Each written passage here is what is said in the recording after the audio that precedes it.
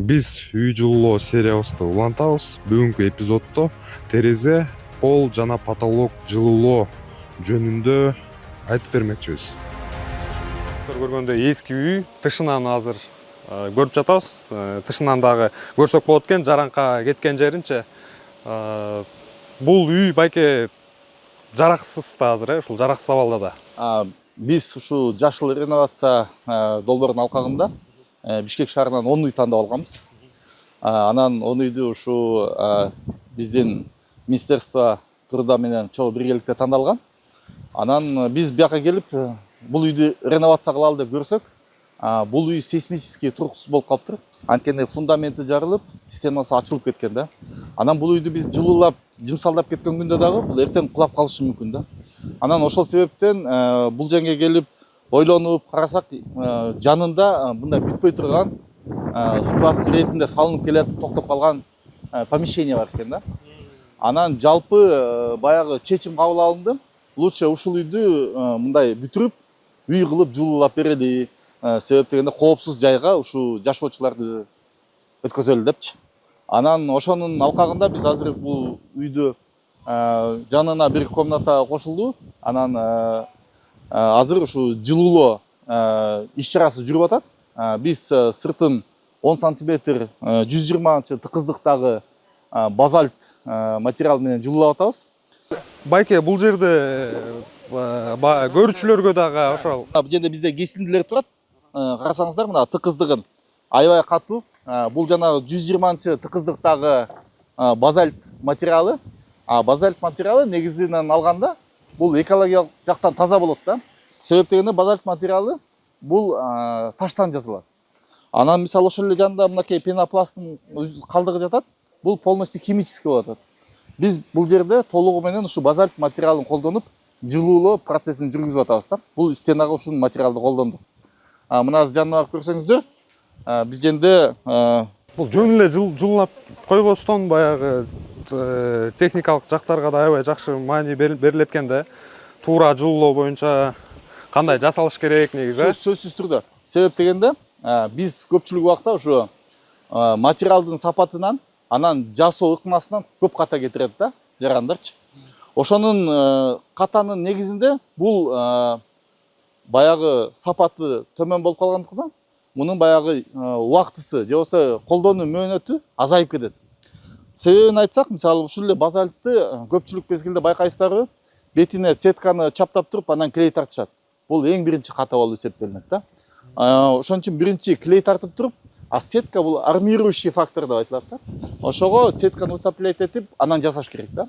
Бул жерде биз ошо технологиялардын баарысын соблюдать этип жасап атабыз да. Бул бетонго кандай, бетондон пискоблокко кантип байланды эле? Бул биринчи очеред клей сүйкөлөт.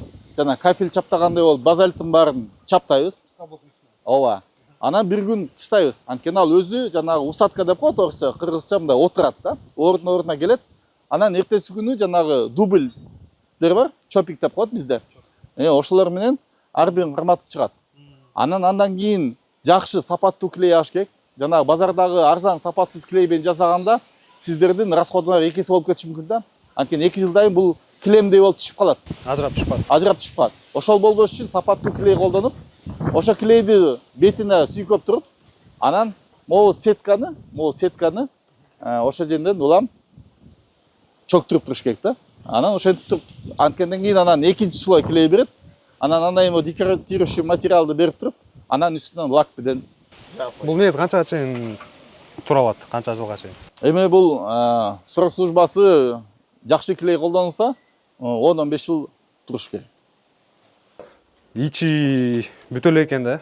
Ичи азырынча бүтө элек. Бул жерде бизде черновой стяжка деп коет. Биринчи слой стяжка тартылган.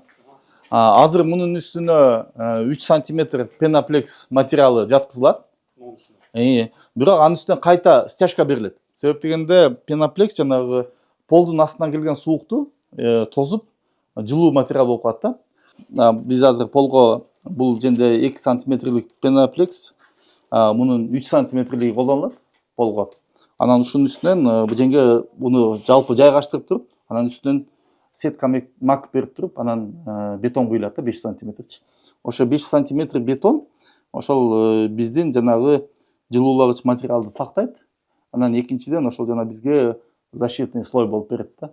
Ошонун үстүнө кийин биз теплый пол салып туруп, анан ламинат салып койгондо анан теплый полду күйгүзүп койсок, бул жылуулагыч материал биздин үйдөгү чыгып аткан жылуулукту жердин астына кетирбейт да. Сетка макмунун үстүнөн эмне максатта?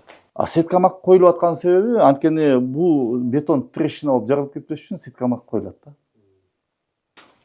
Анан эми биз ошо жылуулоо жалпы болуп аткандыктан үстүн да жасадык. Үстүнө ушул эле жанагы минеральный вата деп коет.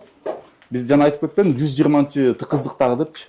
Биз бияка 35-чи тыкыздыктагы бул жумшак жанагы жүн журкан сыяктуу оролгон жылуулагыч материалдар. Ошондо мисалы биз 20 сантиметр үстүнө салдык. Потому что bizde patologda дагы жоготуу көп да. Ошо жоготуу болбош үчүн биз үстүнө 20 сантиметр жылуулук салдык. Анын үчүн биз биринчи жанагы пароизоляционный пленка деген болот, базарда сатат. Ошону бүт тартабыз.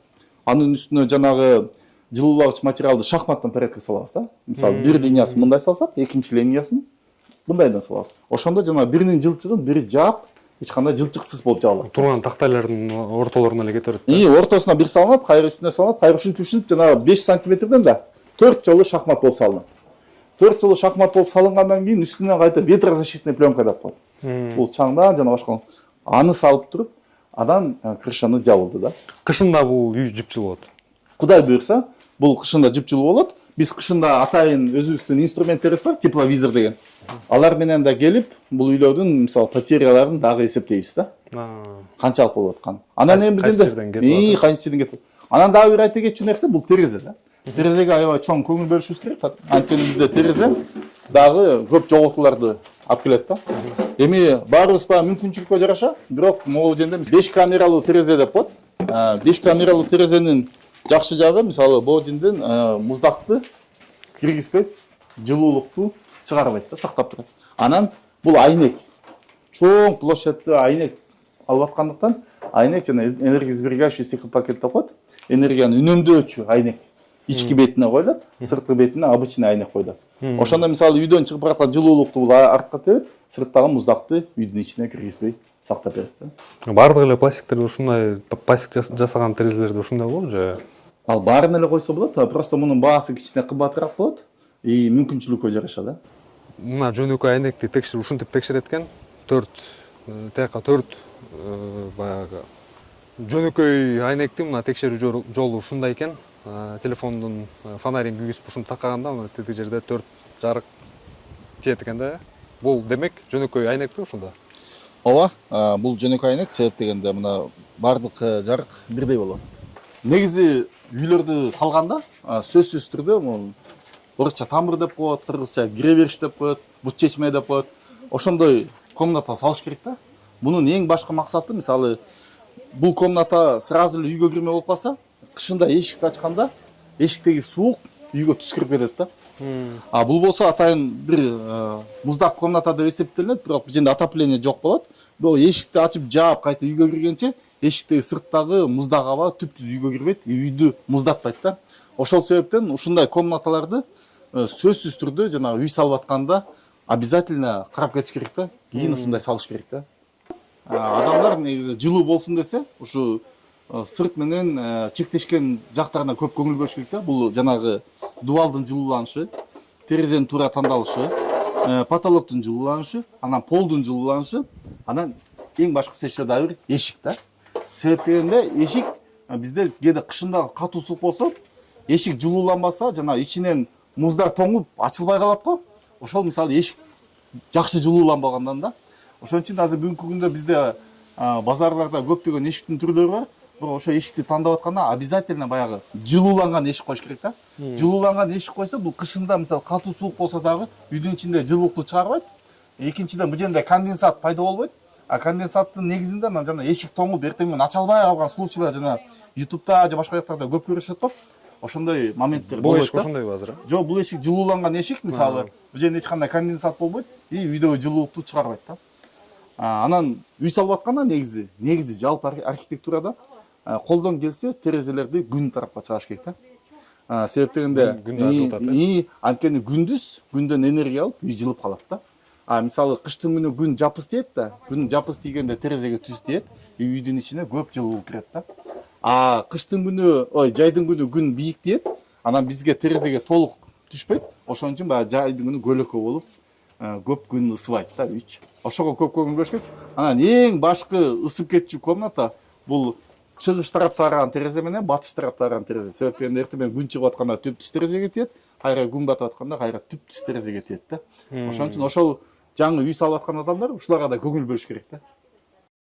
Үйлөргө колдонуп жаткан материалдарды базардан кантип алыш керек, сапаты жагынан, баасы жагынан ошолорду азыр көрсөтүп берели деп турабыз. Анткени эң негизги нерсе курулуштагы бул ушулардын сапаты жана колдонуу шарттары, баалары ушулар абдан маанилүү болот. Ошолорду азыр чогуу көрмөкчүбүз. Азыр мынакей дубалдарды жылуулоо боюнча материалдар, ошолор тууралуу айтмакчыбыз. Кайсы материалдын сапаттары кандай болот, кайсыл жакшы болот? Негизи эле баягы үйүн ремонттоп жаткан кишилер Бишкек шаарынан кайсыл жерден алса арзан ала алат жана баягы выбор деп коет го. Ошол көбүрөөк болгон жер кайсыл жерде?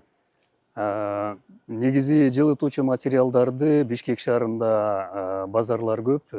Кулатова, мына Баткен базарында турабыз, Кут базарында турабыз. Ош базарынан деле, Аламедин базарынан деле, Эски Талчоктон деле алса болот. Бул жылытуучу материалдар өзүбүздөн да чыгат, сырттан да келет. Ошондуктан булардын материалдардын көпчүлүгүн ушул биз айтып аткан базарлардан табууга болот да. Негизи азыркы биз турган базарда жылытуучу материалдардын түрлөрү көп. Анан сатуучулардын дагы баягы ар кандай варианттарды алып келип саткан бул материалдар бар. Мисалы үчүн өзүбүздөн чыккан материалдын түрү турат. Могу жерде чет өлкөдөн келгендер бар. Азыр бир аздан кийин көрөбүз, ар жакта Германиянын качествосу менен келген материалдар дагы бар да. Бул жерден келип баягы өзүбүздүн тандообузга жараша, баасына жараша, сапатына жараша анан жасаучу ыкманын түрүнө жараша дагы материалдардын түрүн тандап кетсек болот да. Дубалга ошондо кандай, кайсы марканыкын, кайсы фирманыкын колдондук? Дубалга биз деген жылытуу үчүн сөзсүз түрдө баягы суукту өткөрбөгөндөй деңгээлге жеткириш үчүн лайдан жасалган дубалга 5 сантиметрден кем эмес жылытуучу материал колдонушу керек. Биринчи эле кезекте биз көбүнчөсүн жанагы базальт түрүндөгү материалдарды пайдаландык. Алардын калыңдыгы 5 сантиметрден кем болбош керек, ошол эле убакта тыгыздыгы 120дан кем эмес болуш керек да. Ошон үчүн бул жерде биз көрүп турган материалдардын байкап атасыңар, бул жерде ар кандай түрлөрү бар. Булардын тыгыздыгы дагы ар кандай. Анан бул могу сырттан келген жылытуучу материалдын түрү, чет өлкөдөн келген. Анан биз өзүбүздүн материал, өзүбүздүн мекемеде болсо могу жерде турган изофайбер деген канттан чыгып аткан эле сапаты жогору болгон жылытуучу материалды колдондук. Бизден чыгат мына могу изофайбер деген материал канттан чыгып ата мекендик өндүрүштөгү чыгып аткан материал. Бирок мунун өтө тыгыздыгы жогору болгон материалын колдондук да. 120 метр куб на килограмм болгон жылуу жанагы тыгыздыгы бар материалды колдондук да. Эми дубалды жылуулоо үчүн ушул материалды биз колдогонду көбүрөөк сунуш кылабыз. Себеби бул күйбөйт, жылуулукту сактайт, ошол эле убакта абаны киргизип чыгаруу мүмкүнчүлүгүн берет.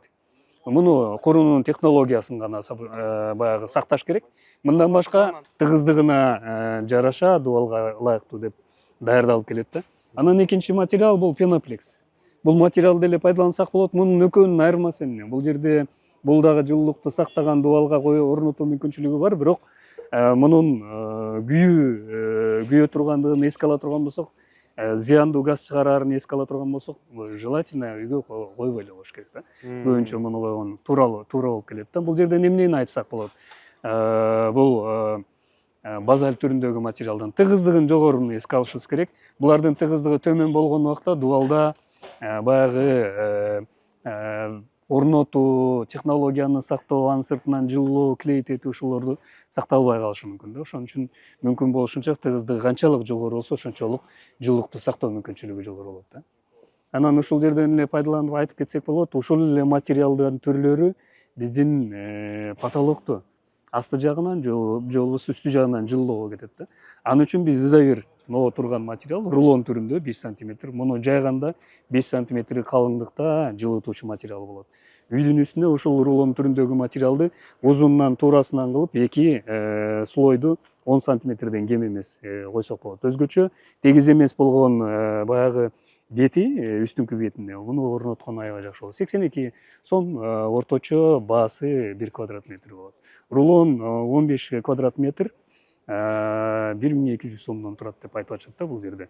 Ошол эле могу базальт түрүндө, плита түрүндөгү тыгыздыгы төмөнүрөөк болгон материалды потолокко пайдалансак болот. Муну орнотуп аткан учурда, муну да орнотуп аткан учурда астынан пароизоляционный пленка, үстүнөн гидроизоляционный пленканы сөзсүз коюп кетишибиз керек да. Нымдуулуктан коркот. Ошол бир эле кат чыталат да. Жок, 2 кат. Бир каты 5 сантиметр болуп калат, 10 сантиметрден кем эмес түрүндө жасаш керек да. Ошондо жылуулукту толук үстү жагынан өткөрбөйт. Жылуу аба деген жеңил да, ал өйдөгүстө көтөрүлөт, ошон үчүн потологу аркылуу көбүрөөк жоготууга дуушар болот да. Ошону сактап калыш үчүн 10 сантиметрден кем эмес деңгээлде жылуулукту бериш керек. Мындан башка пенопласт, пеноплекстерди да пайдаланып жүрөт. Эми жана биз айтып өткөндөй нымдуулуктан коркпойт, бирок конденсат пайда болушу мүмкүн. Ошол убакта жалын же искра бирдеке болгон убакта булар күйүүгө дуушар болушу мүмкүн да. Ошон үчүн бул материалды көбүрөөк пайдаланган жакшы болот. Полду стяжканын алдын жылуулоо боюнча мына 2 түр менен жылууласа болот экен. Пенопласт жана пеноплекс. Ушулар тууралуу айтып берсеңиз. Баалары жагынан анан кайсынысы менен жылууласа жакшыраак болот. Полдогу жылуулукту сактоо үчүн азыркы убакта көбүрөөк тараган түрү баягы стяжкадан жасалган полдун үстүнө ламинат, кафель же жанагы башка материалдарды коюп жылуу полду камсыз кылса болуп атат да. Ошондой мүмкүнчүлүктү көбүрөөк пайдаланып атат. Аны кандай кылса болот? Азыркы күндө фундамент курулган, бүтүп аткан үйдү анын үстүнө атайын кум шагылды таштап тегиздеп алып туруп, анын үстүнөн сөзсүз түрдө нымдуулукту өткөрбөй турган тетиги жерде турган рулон түрүндө толду коюп, фундаментин деңгээлине чейин коюп туруп толду. Анын үстүнө мындай нымдуулуктан коркпогон пеноплекс, могу катуу тыгыз материал жана пенопласт колдонсок болот да. Анан пеноплекс мүмкүн болушу тыгыздыгы канча жогору болсо ошончо жакшы болот. 5 сантиметрден кем болбосо аябай жакшы болот да.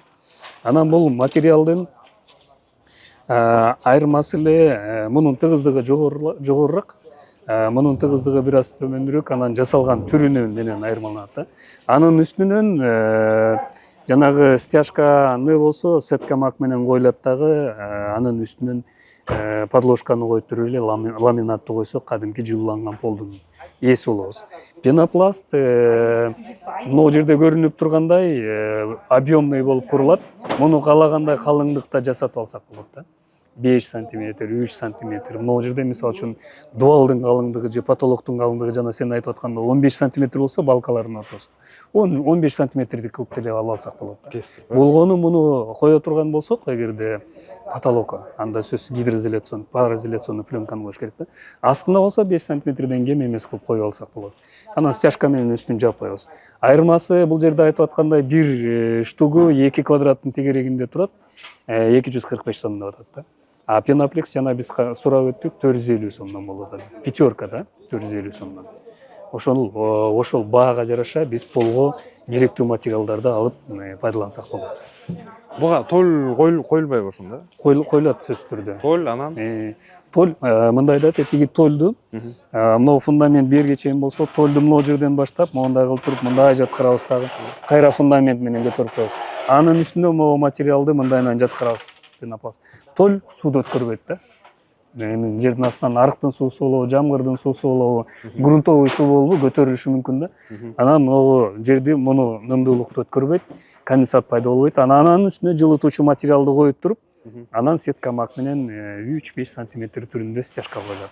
Кээ бир учурда ошонун ортосунда эле жанагы труба түрүндө теплый полдун трубаларын калтырып, же болбосо пленканы, кабелди коюп туруп, теплый пол кылып туруп анан ламинатты койсок болот. Баасы жагынан бул кымбатыраак булардан да? Бул кымбатыраак. Себеби могуну көрүп турасың, бул жерде плавленный шариктер да. Ошон үчүн бул кичине кымбатыраак болот, тыгыз дагы болот да. Бирок бул жакшыраак болобу булардан? Бул жакшыраак, бул жакшыраак, сапаты жакшы. Могу жерде мындай бири бири менен плавить этип, клеить этип атпайбы? А могу болсо андан дагы тыгыз байланыш бар да. Байланыштары тыгыз болгон үчүн муну сындырганда дагы майда көп эметилбейт. Эми бул деле ошол сыяктуу момундай кичинекей гранул сыяктуу болуп бирок майда гранул. Бул кичине плавленный, эритип бири-бирине ширетилген да. Ошон үчүн бул тыгызыраак жайгашкан. Самом деле бунун ортосу деле кичинекей мелкий шариктерден турат да. Анан мунун порасы кичинекейирээк. Анан мунун айырмасы эмне? Мисалы үчүн могу жерден жанагы нымдуулук жогору болгон убакта суудун нымдуулугу бул аркылуу өтүшү мүмкүн. Аралап, Эми билинбеген менен бул эме поралар бар да. А могу жерден андай өтпөйт. Ошол айырмасы бар да. Мунун технологиясына жараша баалар болот да. Анан бул материалдарды пайдаланган убакта биз өзүнчө эле ар бир материалдын жана жакшы жаман жактарын айтып өттүк, пайдаланууга ыңгайлуу жактарын айтып өттүк. Ошол эле убакта ал өзү эле материалды өзү эле колдонулбайт. Сөзсүз түрдө дуалды баягы чаңдан тазалаш керек. Мына могу жерде праймер деген материал турат, ошону пайдаланабыз. Сөзсүз түрдө дуалды тазалап алып туруп, андан кийин клей, бул жерде мешок түрүндө көрүнбөй турат окшойт. Ошол мешок түрүндөгү материалдарды анан кийин моундай анкерлердин жардамы менен ал дуалга карматылат. Анын сыртынан фасадный сетка деп коебуз. Могу жерде көрүнбөйт. Фасадный сетка тетиги жерде турат. Мына кызыл турган материал. Ошону менен сыртынан клеить этип коет. Ошондон кийин анын сыртынан декоративный штукатурканы бергенде жылытуучу материал толугу менен бүткөн болот. Ошо менен биз эмнени айткыбыз келип атат? Жылытуучу баягы материалдардын тизмегине биз санап өткөн материалдын баардыгы кирет да. Ошолордун жалпы саны 1 квадрат метрге канча сом болсо, ошону биздин жалпы аянтыбызга эсептеп чыксак, бизге дуалга кетүүчү жалпы материалдардын суммасы келип чыгат. Ошону менен сметаны аныктап алсак болот. Бул жерде мына кара турган материал пеноплекстин жанында бул гидроизоляционный пленка. Толь сыяктуу материал да. Муну полдун астына жанагы нымдуулуктан биринчи защита кылыш үчүн пайдалансак болот. Эми дагы эмнени көрсөтүп кетсек болот. Бул жерде мынагу материал изолин, муну биз дагы бир объектибизде колдондук. Муну болсо жылытуучу материал теплый пленочный полдун астына муну койсок отражатель болуп жылуулукту өйдөгөстөгө жиберип турат да. Бул пеноплекс Потолокко деле кете берет, Үстү жака деле салса болот. Мунун астына жанагы стяжка болгондон утеплительдин үстүнө пенопласт тегиз жатыш үчүн ушундай материалдар. Потолокко кетсе болот, потолокко деле колдонсо. Потолокко дагы колдонушат, бирок потолокто бул отражатель катары гана кызмат кылып калат да. Эми сөзсүз түрдө ал жерде пароизоляционный пленка болуш керек. Себеби мунун өзүнөн конденсат пайда болуп калышы мүмкүн. Анан бул жерде тетиги жерде көрүнүп тургандай пенопласт материал жөнүндө айтып атабыз, бирок көрсөткөн жокпуз. Могу ак түрүндөгү материал пенопласт материалы. Булар жана биз айтып өттүк, полго көбүрөөк колдонулат. Дуалга, потолокко мүмкүн болушунча пайдаланбай эле койгон жакшы болот. Эми баягы арзан материал катары муну эске алып пайдалансак болот. Себеби пенопласт эң арзан материалдардын катарына кирет. 100 сомдун тегерегинде квадрат метри турат да. Ал эми пеноплекс 450ге чейин барып калыптыр. Пеноплекс менен базальттын баасы теңелип калыптыр да. Бул эми базальтты көбүрөөк пайдаланганга биз өтсөк болот, шарт түзүлөт, анын баасы арзандады дегенди билдирет да. Бул аябай жакшы көрүнүш. Муну биздин угуучулар пайдаланып кетсе болот.